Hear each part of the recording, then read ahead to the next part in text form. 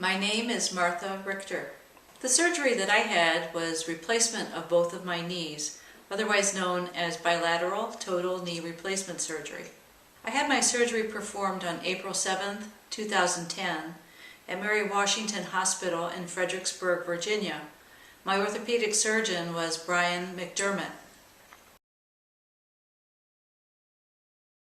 Well, before surgery, I was just like every other person who has degenerative joint disease.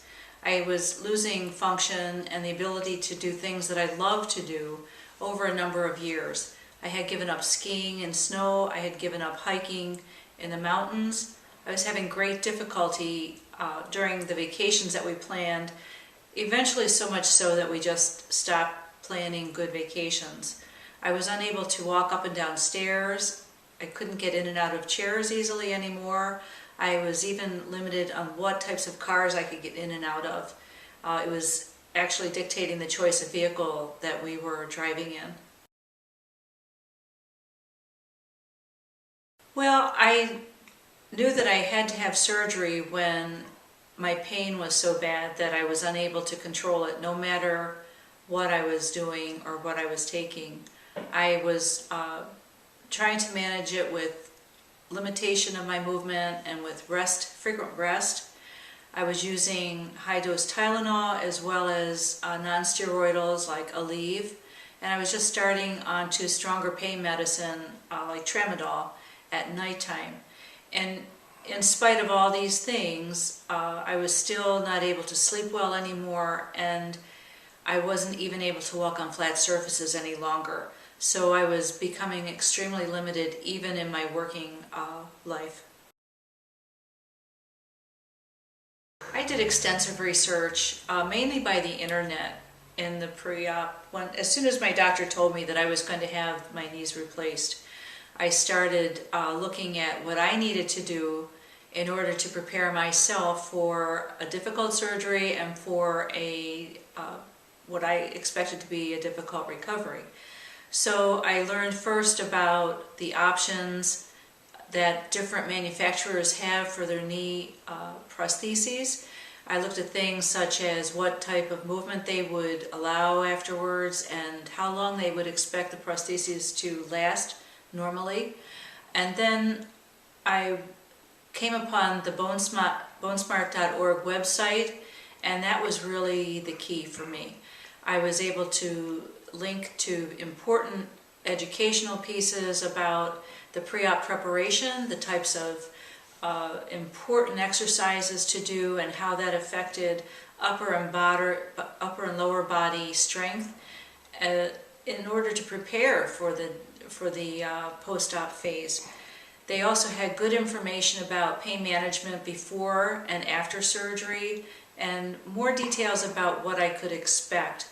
And then on the site itself, I was able to go into the knee FAQs and also the pre-op area for people with knee problems.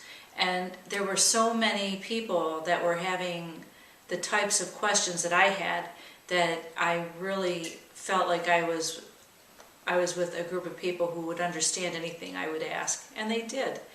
So I started going online with that group, and then when I had my surgery, I stayed connected with them.